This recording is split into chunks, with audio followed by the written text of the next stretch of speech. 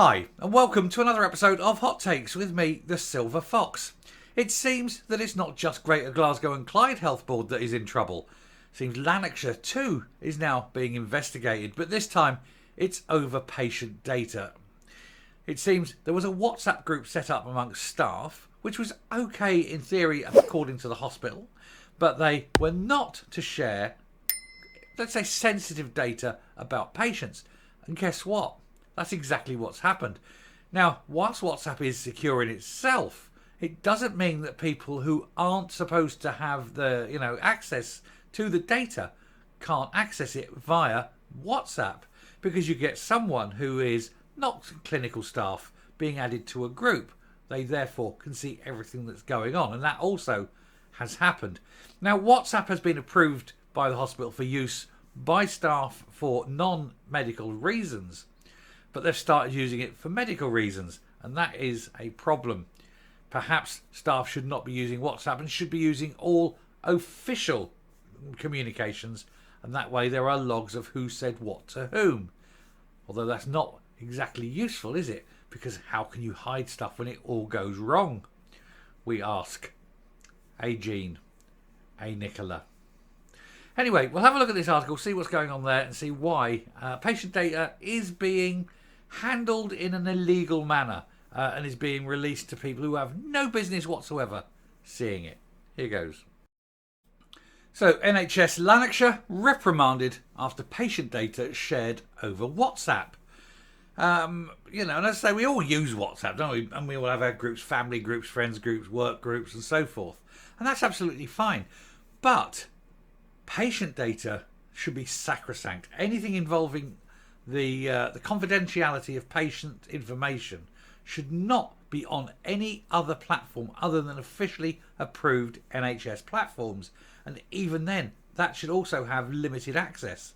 Ideally, and I've done this, I asked for my records to not be computerised and to be held on paper within there, which, because I understand, having worked with computers for my whole life from about the age of 11, and I'm 56 now, and since 11 I've been using computers, and so I don't trust them 1 inch, which is why I I requested that my data not be computerised for this very reason. But anyway, a Scots Health Board has been reprimanded by a watchdog after staff members shared patients' personal data on WhatsApp hundreds of times.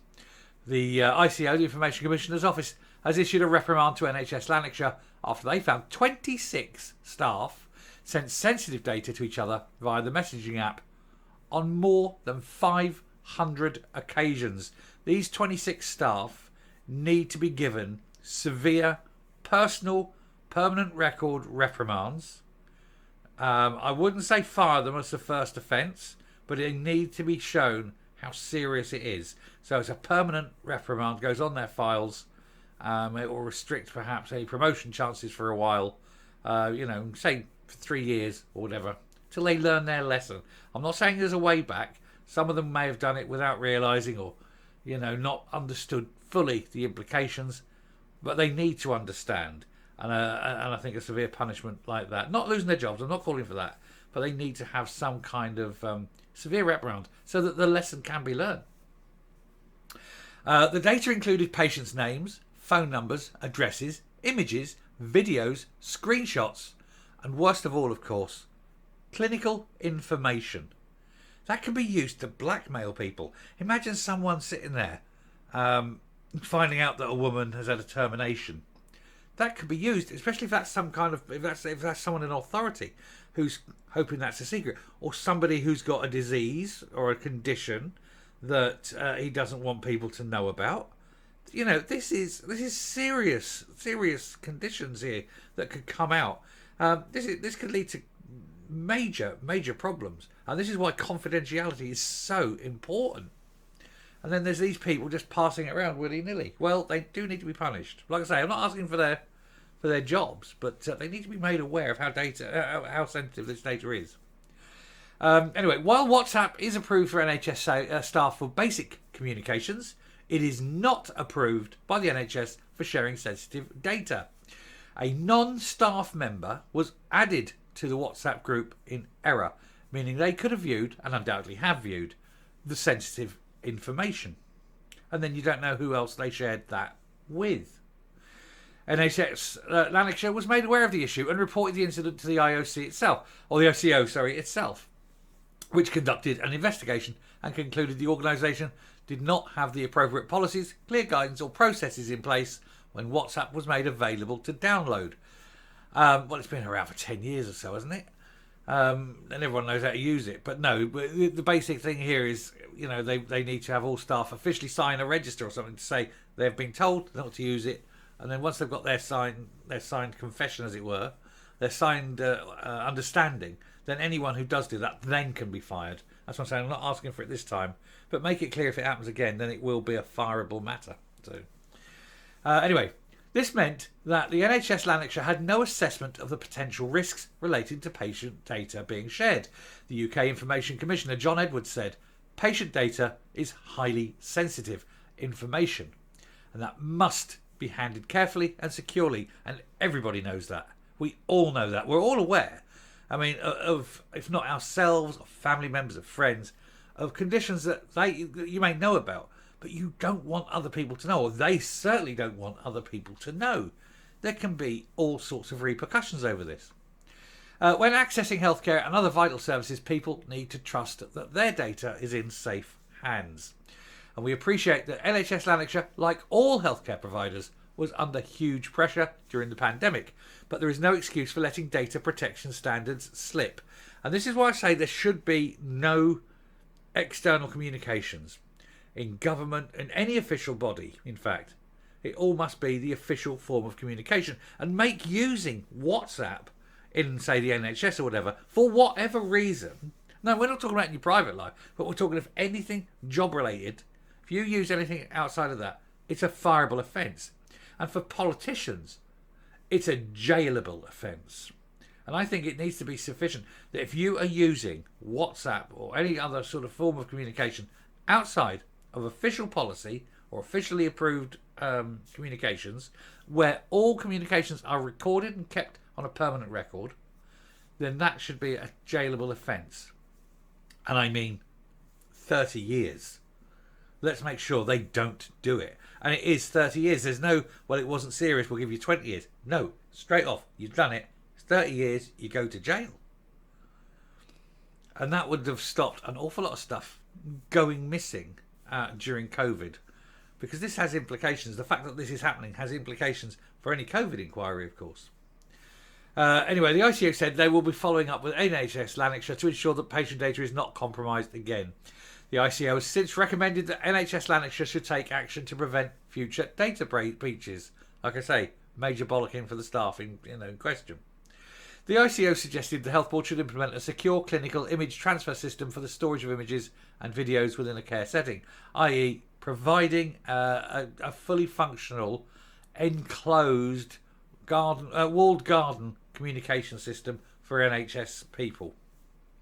The watchdog said the NHS Lanarkshire should consider the risks in relation to personal data and ensure the staff are aware of their responsibilities to report personal data breaches internally without delay to the relevant team. I mean, these are all sort of things that you should have in place already.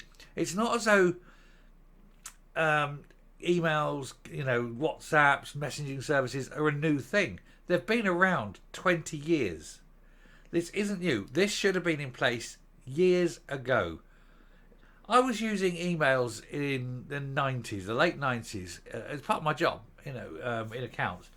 And we then were told by the body that you don't send sensitive, now there was a definition, but sensitive financial information via email back then.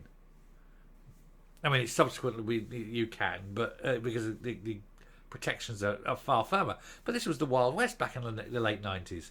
And we're told you don't send information like that on the internet.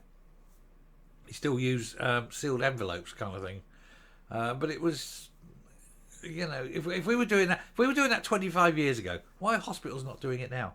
And the information they've got is just as valuable, if not more so. It's ridiculous, isn't it? Trudy Marshall, Nurse Director Health and Social Care North Lanarkshire, said, We have received a formal reprimand from the ICO for the use of WhatsApp by one of our community teams to exchange personal patient data during the pandemic. Don't care when it is, still wrong. But we recognise that the team took this approach as a substitute for communications that would have normally taken place in either a clinical or office setting, but was not possible at the time due to COVID restrictions. However, the use of WhatsApp was never intended for processing patient data. And we offer our sincere apologies, blah blah, don't care. Now, this is how bad it is. They're just ignoring the rules where there are rules, and where there's not rules, that's a major management problem. So that's what I say, the people involved get a bollocking, nothing bad, they get a bollocking, it goes on their record that they've had a bollocking, and that on there, and it sits there for say 3 years, and it's off, but it just gives them enough to know not to do it again. But then you get every single nurse, employee of a hospital, or if it's admin or auxiliary, whatever, every doctor, everyone involved in any way, shape or form in the NHS signs a form saying they understand what this is, and if they do it, it's instant dismissal going forward. And that's how you help sort these things out. Anyway, there we go. I'll round this off, come up and we'll finish there. I would have thought that common sense alone would have sort of led these people to think, don't share patient data on an unauthorised platform, and I understand that they would have worked, under stress, but it is common sense that you don't do that. They're medical people; they know the rules. But I mean, it is ultimately it's a lack of management, and it's a lack of the ability to share data under, like I say, a walled garden, secure internal communication system. They can get one built, and then it's restricted to whatever. But also, it's the fact that it's every communication is copied, who it's from, who it's to, who else is in on a group that sees, sort of things like that, and that the data is then retained. So if you've got that kind of control, and there is a copy of everything, then at least then going forward, you can see who's sending what to whom, and that they can be acted on directly. Anyway, it's another cock-up in the NHS in Scotland at this point, under Jean Freeman's watch. So, it's another little nail in her coffin, hopefully, which, given her great age, won't be too long, will it? Anyway, I shall stop there. Thank you very much for watching. If you like what you're seeing here on the channel, please hit the subscribe button, ring the bell, leave a like, leave a comment, please share the video. And it's just occurred to me, the last thing Jean Freeman would want to do would be to fall ill and go into an NHS hospital. Bet she's private. Anyway, till next time, stay safe, stay well, and don't pass on sensitive information. It's very, very bad. Bye.